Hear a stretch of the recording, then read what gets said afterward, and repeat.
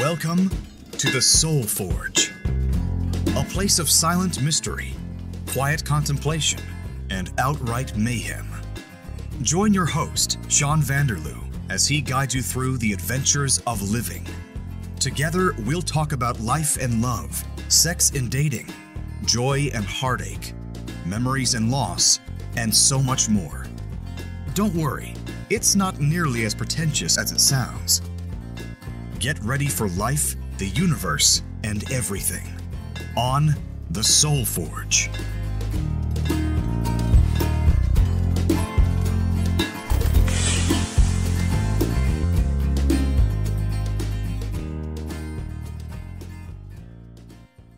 Hello and welcome to episode 7 of the Soul Forge podcast. I'm your host Sean, and I have decided to call you guys Forgers. If you listened to episode 6, I asked you guys to send in an email or a tweet or something about what we should call you, because I want to open up the podcast with something exciting, and some of the options I picked were Soul Squadron, Soul Forgers, I can't remember what else I said, but loyal listener Dan, or Daniel, I'm not sure which he likes to go by, but he also listens to my other podcasts and he's a great supporter. Appreciate him. Thanks, Dan. He suggested Forgers. We're all on the forge of fire to create our souls, and so that's what we're going to be. You guys and girls, I'm just using guys in the general sense, of course, are forgers. We're all forging our life path together, so that's what we are. All right, so what are we going to talk about on episode 7? We're going to talk about fatherhood. And how did I come to this conclusion for episode 7? Well, I was with my son on the weekend, and there was a car show in town. And I like old cars, and I'm trying to get him interested in different kinds of things. It's not easy. Am I doing a good job at fatherhood? I couldn't tell you. I don't feel like I am, but his mom says I'm doing a great job, so I'm going to go with that. But why fatherhood? Well, fatherhood, dads, parents, it's all very important it's all rather intense and emotionally complicated sometimes, so I thought I'd delve right into that topic today. What can I tell you about my early upbringing with my dad? Well, my parents split up when I was 5 years old, and that has affected me for the rest of my life. How did that happen, do you ask? Well, I've always been searching for a strong male father figure or male figure or some kind of guide to help me in my life. And I would look forever. And so what happened? Well, I don't know the details of their split, and it doesn't matter. But anyway, I was 5. My brother Curtis was less than a year old when this happened. The father figure was gone from life. He was still around. We saw him every 2 weeks for quite a while, and he'd pick us up and we'd go on an adventure. We'd go to his house. We'd do this, we'd do that, we'd do another thing. What do you do with a 1 and a 5-year-old, right? So that happened, and that went on for a few years. And when I I think I was 7, maybe 8 years old. No, I think I was 7 when Mom met the guy who would be my stepdad and the father of my third brother, Robin. Well, this guy here, he was quite a winner. He considered himself a biker. His name was Doug, but he went by the name Cannon. Full of tattoos. Never really worked a day in his life. He made things out of leather. So leather belts, leather saddlebags for his fellow bikers, leather lighter cases, vests, you name it. He could make anything out of leather. In fact, when I was 12 and 13, I was the right size to be a model for the leather outfits he made for the strippers at the strip club that he worked at. Back in the day, there was a strip bar called the Beaver Hotel, and his buddy owned it. And so Cannon, he worked there just making outfits for the strippers, probably selling drugs too, because he was big into that, which I later found out. But that's not important. But anyway, 11, 12, 13, 14 years old, I was a skinny little guy, and I was about the same size as the strippers, so I got to wear the leather outfits made with leather and chain and studs and so on, rhinestones and fake jewels, just to make sure that these things would fit the strippers. So that was so much fun. Talk about something that was traumatizing. But anyway, going back to the original story. she met him, I'm not even sure how, when I was 7, and they got married just after I turned 8. And 2 years later, Robin was born, and we moved around quite a bit because of that. He never worked really, and Mom had odd jobs. So was he a good father figure? He was not. He would make us sit in the van while he'd smoke up with his buddies, and we'd be in the car for what seemed like forever. What else would happen? We moved around quite a bit. We lived in Sault Ste. Marie, Ontario, and there was a little town maybe 15-20 minutes outside of it called Goulet River. We lived there in some crappy old places. I think we moved probably once a year, if not more than that. So I was always going to different public schools. Very hard to make friends. And so Kenan was not a very good role model. So always looking for somebody to look up to.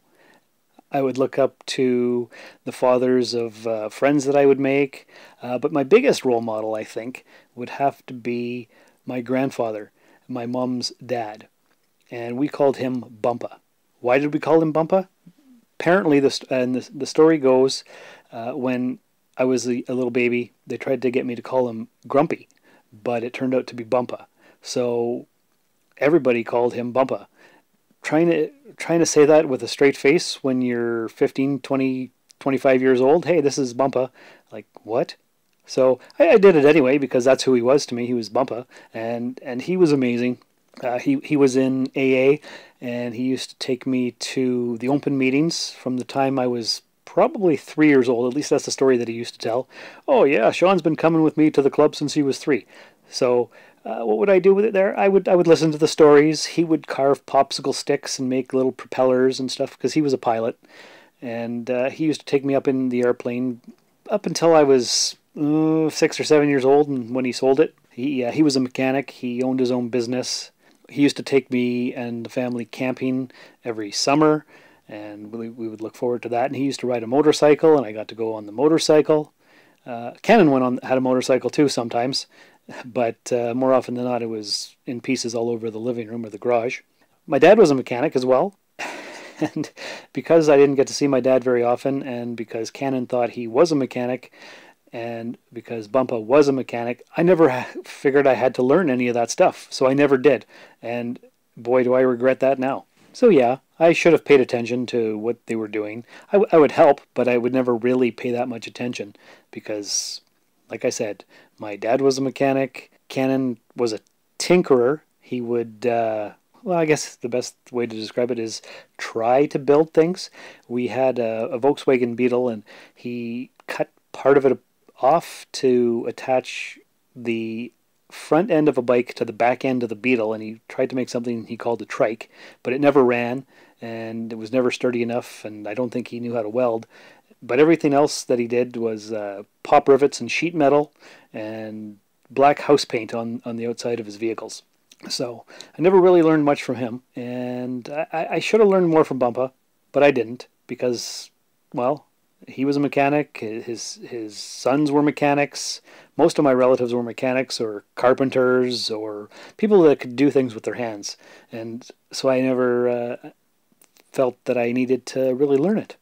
I should have, because now I know nothing, and I'm in a different town, and most of those people have passed away, and it's not very good.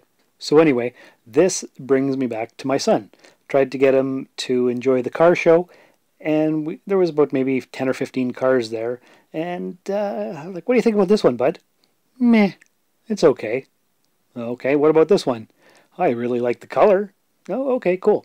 What about this one here, chum? It's for sale. Should we buy it? No, I don't think so. So we walked around, looked at the cars. There was a couple old trucks, 2 green trucks. One was a Ford and one was a Chevy from the 50s. I'm like, which one do you like here, bud? Meh, neither one. I'm like, oh. All right. So the only one he liked was an old blue 1956 Cadillac, which I took a picture with him of, but he didn't really care. I said, all right, let's go. And I could have taken him back home or taken him to my place. And I said, well, what do you want to do? What do you want to do today, bud? He's like, well, what are you going to do at your house? I'm like, well, I got a stereo, and we could set it up and listen to old records. He's like, nah, I think I'll just go home. So this brought me to the whole idea of fatherhood and what to do as a father, the fatherly influences that I've had. And I've come to the conclusion that since I didn't have a proper fatherly role model in my life, I really don't know what the heck to do. I'm doing the best I can. His mom Trish says I'm doing a great job, and I see him whenever I want, and he knows he can text me or call me whenever he wants. He doesn't. He doesn't have any interest in anything. I want to get him into Air Cadets or Cubs or any kind of extracurricular thing. He doesn't have a care for it. He doesn't want to do hockey or any kind of sport. He likes his no, not his Facebook. He likes his computer, his video games, and his phone or tablet that he plays with. And that's pretty much it. Oh, and he loves SpongeBob. And I try to watch SpongeBob with him when he comes over, but I can't stand it. But we watch it, and it's fine. What was it? About a month or two ago, we were going to the movies, and we had two choices. And he wanted to go see Captain Underpants, and I wanted to go see Wonder Woman.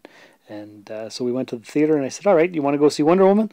He's like, "No, I'd rather see Captain Underpants." I'm like, "Really? You'd rather see that than a cool action sci-fi superhero movie?" He's like, "Yeah, I read the books for Captain Underpants, so I think that's the one we'll go see." I'm like, "Okay, that's what we'll do." So we did, because I guess that's what you do when you're a dad. You do things that your kids want to do. But I am also trying to get him to show interest in other things. I've decided that it's time for him to get into some classic movies. And I think the first one I'm going to introduce him to is probably Stand By Me. I told him about this weekend. The characters in the movie are, 11 and 12 years old. It came out in 86. I was 10. Probably saw it when I was 11 or 12. And he's 11. He's going to be 12 in December, so I figure it's the perfect age for him to watch it. So I brought that up to him, and he says, "Oh, so you were 11 when you saw it. I'm 11 now. The characters are 11. Maybe we should watch it on November 11th, which is like 3 months away." I said, "Well, that's a good idea, bud, but I think maybe we'll watch it this week." He's like, "Oh, okay, or maybe the week after." I'm like, "Yeah, that's right." Because when it comes to movies, he hasn't been this way for a while, but a few years ago, we'd sit down to watch a movie of some kind, and the first thing he would say is, "Well, this is an interesting movie. When's it going to be over?" He was always interested in doing the next thing. And of course the next thing was playing on his phone. I have some work cut out for me, obviously. And this, of course, brings me back to my own upbringing, childhood. So like I said, when I was 5, my parents split. When I was 8, Mom married Cannon. And that went on for a few years. And let's see, that would have been, they got married, I guess, in 84. And I think she was finally free of him around, I'm going to say, 1991. And she had random dates here and there after that. She kind of saw a guy named Marty. He only had one eye. He had a glass eye. And he was a character. He was also a guy who was good with his hands and knew how to do things. We went on road trips, and I think we went fishing. And friend of the family, Danny, he used to take us fishing, and he was okay. They never dated. He was interested in Mom, but Mom just saw him as more of a friend. But he was around quite a bit, and he was fun to hang out with. So there was Dad, there was Cannon, there was Marty, there was Danny, and finally in '96 she met Bill. Now, of course, by '96 that was my second year of university, so I was away. Robin was 10, Curtis would have been around 14, and I was 19. So really, I didn't have too much contact with Bill, but Robin did. So really, Bill is more of a father figure to Robin, and to a lesser extent, Curtis. Curtis and my dad actually had a big falling out for about 10 years, and they finally reconciled this past December, I guess. So it's only been about 8 months, and they didn't really talk for 10 years. And why is that? I think it's because my brother Curtis took on a lot of the resentments that my mom had towards my dad. Me, on the other hand, I can't hold grudges. I don't know if it's that I don't care enough, but it's too much work, it's too much effort to to hold on to the anger, the resentment, or anything like that. So I don't. And who taught me to be forgiving and all that? I think maybe Bumpa did, but I don't know, because I know my mom and him had a very contentious relationship as well. And after my grandmother got sick and was put into a home, grandfather Bumpa moved in with Mom and Bill and Robin and Curtis, who all lived together. And I was still living 6 hours away. And the thing is, my grandfather likes to share his knowledge, his wisdom, his philosophy on life and different things. And everybody else considered it preaching. Oh, Bumpa's preaching again. And they'd all leave the room. And I liked it. I went, like I said, I went to meetings with him from the time I was 3 till probably my late teens. And I learned a lot from all the various speakers. I learned a lot from him. And I guess I'm more even keel, I guess is the best way to put it. I don't know if that's true. I'd like to think it is. And so I don't hold on to resentments, and I try to learn from as many different people as I can. But the rest of the family didn't really see it that way. Another thing that is in my family is we repress things, any kind of resentments or anger or whatnot, until we explode. And so when Mom was about 50, she exploded and kicked her dad out of her house, and he ended up living with my dad for 3 years. So he had to go move in with his ex-son-in-law, which was kind of weird, I guess, but it seemed to work for them, I suppose. I don't really know. I was not there. I wish I would have been. I wonder if things would have been different had I been there to regulate the goings-on or moderate or whatever. I'm not really sure. And I can't really think about it because it's all in the past, and Bumpa has now passed on, Mom has passed on, and really there's no way to know what my influence there could have been.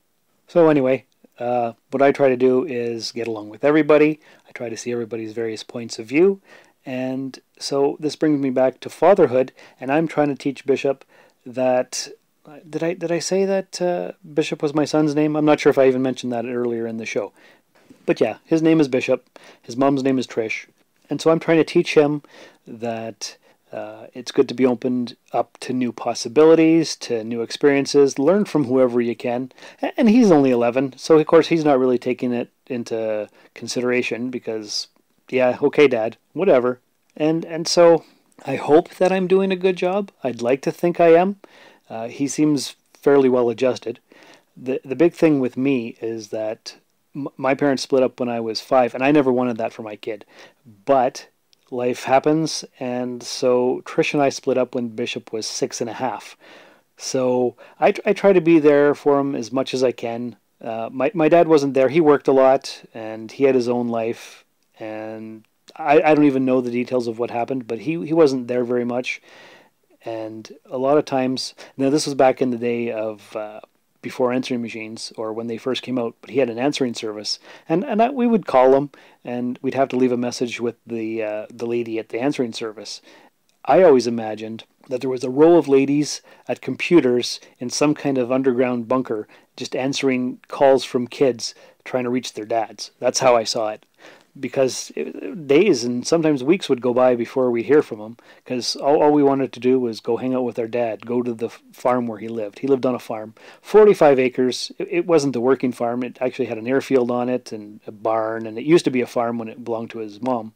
But he just has all his tools on it. He's not only a mechanic, he also moves houses, builds basements, all kinds of stuff like that. And I actually worked with him for years in my teenage years and early 20s. I just try to be there for Bishop and make sure that I'm always reachable and he can get a hold of me for anything he ever needs, any kind of advice or help or whatever. I just want to be there in a way that people weren't always there for me. So did my childhood prepare me to be a good father? I don't know. It showed me a lot of the things that I don't want to do or didn't want to do.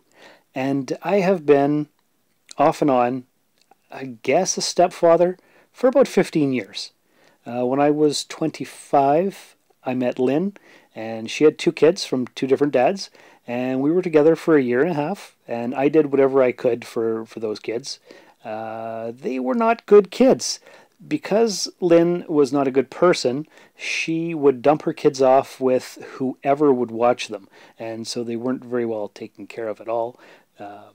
The boy who was older than the girl, he would actually climb the walls, in an entranceway where there's like a doorway but no door. He would actually climb up that and just stay there, and he would draw on the wall. And the other girl, what was her name? Well, the boy was Tyler. The girl was, I think, Cassidy was her name. She would throw her clothes in the tub of water. It was just, I can't even remember all the things because I blocked it out. But bad kids, and I did what I could. But yeah, that was a year and a half of hell, I guess is the best way to describe it. Then I met Trish. She had an 8-year-old girl named Dakota. I was with Trish for almost 9 years. And so we had Dakota, and then we had Bishop. Dakota was at a good age, and I still consider her a daughter, and we still see each other from time to time. Not as much as I'd like, I don't think, but that was fine. The Tyler and Cassidy kids showed me how bad kids could be. Dakota showed me how good of a kid could be, because Trish is a good mom, and she takes care of her kids. And yeah, I can't say anything bad about Trish. Then after Trish, I got with Bridget, and she had 3 kids. 3 kids from 3 different dads, 2 boys and a girl. And I tried to get close to them, but the boy was, how old is he now? This was, I think he was like 17, and the middle boy, Josh, was 12 when we got together, and Peyton, the girl, was 3. So the boys really had been through so much trauma with Peyton's dad that they really didn't want to have anything to do with me, really. We would hang out, we'd watch TV and stuff, but we never really got close, which was sad. Peyton, I tried to get close to her, but she was still so in love with her dad, and who she would go with in the summers and on Christmas breaks and stuff. So she was testing me for the first couple of years, and after that, Bridget and I split up, so there was really no getting close to any of those kids. And after that, well, there was Terry and her daughter Danny, and I watched Danny all the time, and we had a good bond. It only lasted a year before she moved back to the Sioux because it just didn't work out. But yeah, Danny and I think, were pretty tight. We were pretty close, and she was a handful. She was like 2 or 3 kids, but not a bad kid, just hyper. So that was fine. All kinds of different experiences that I've had, and I think, or at least I hope, I've dealt with them in a positive manner. Tried to teach them good habits, show them different things of the world. I'd like to take the kids yard sailing, take them to the movies, just different things for cultural experiences and seeing the way different people live and whatnot. A lot of the times, though, it's not easy because the moms have different rules or a different way of seeing things, but there's a lot of compromising, and so I think I've done okay. And so now with Bishop, he's going to be 12 in December. Yeah, we have a good relationship, I think. He just doesn't talk a lot, and that worries me. But I talked to his mom, and she's like, yeah, he doesn't really talk to us either. He's there. He just likes being in the same area as you. So as long as you guys are together, he's okay. He doesn't have to say stuff. He knows he can ask you anything, but he doesn't, because either he doesn't have any questions, or he's not comfortable, or he doesn't know what to say. But he doesn't ask her. He doesn't ask me. And maybe he talks to his friends of the same age. I don't really know, because he doesn't really say. And ask him how he is at school. Oh, it was fine. What'd you learn today, bud? Not much. That's his big thing right now. Everything's not much. I'm like, oh, okay. And no matter what kind of questions you ask him, it's all pretty much variations of the whole not much kind of thing. So maybe it's just a phase. I don't know. The one thing I do know is that I'm just going to continue to be there for him like I always am. Give him options, give him advice, and I think that's probably the best way to go about doing things. I don't really know because, well, like I said, I was never really taught anything by anybody consistently. Nobody really stayed around, so it's hard to really know what to do. How did I learn to shave? I learned it by watching commercials, I guess. So I've always liked quotes or dad interactions in TV and movies, and one of my favorite lines comes from Babylon 5. The year is 2258. The name of the place is Babylon 5. It's a space show from the 90s where the main character talks about something that his dad taught him, and his dad said, "Whatever you do, John, never start a fight, but make sure you always finish one." So that's always advice that I've carried around with me. I've never actually had to give it to Bishop yet because, well, he doesn't fight. He gets along with everybody, which I'm super grateful for. So that's awesome. There's another quote from the movie Con Air with Nicolas Cage where he's talking to the main bad guy, and he said something about his dad teaching him stuff, and then the bad guy says, "My dad never taught me anything." And Nick Cage says, "Ah, a self-educated man. I like that." So just funny little quotes like that I stick in my memory. But in conclusion, the one thing that I guess we all need to take away from fatherhood is that anybody can be a father. It takes a real man to be a dad. That's the cliche quote that we all know, but it's true. I've been a dad to a lot of kids, surprisingly actually. It didn't always necessarily last long, but I always try to be consistent. I always try to be fair. And I always try to listen, and I think that's the main thing. If you can be consistent, that's half the battle right there. And knowing is half the battle. And kids appreciate it because they know where they stand with you. And as long as you're open with them, they're more comfortable, and that's very important. So that's pretty much all I have to say about fatherhood for now. That's a little bit of my history, and I hope you got some interesting information, maybe some advice, maybe something you can take away. I don't really know.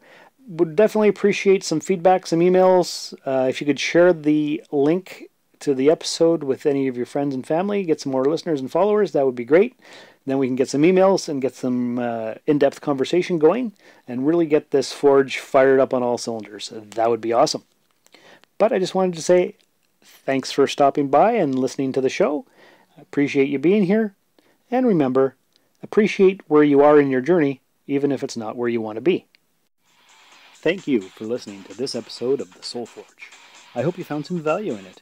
To contact the show, please email soulforgepodcast@gmail.com or find us on Twitter at soulforgepod. We are Soulforge Podcast on Facebook, and you can find me personally on Twitter and Instagram at Darth Vaderloo. Please spread the Soulforge word by rating and reviewing us in iTunes and by telling everyone you know. Thanks for stopping by the Forge.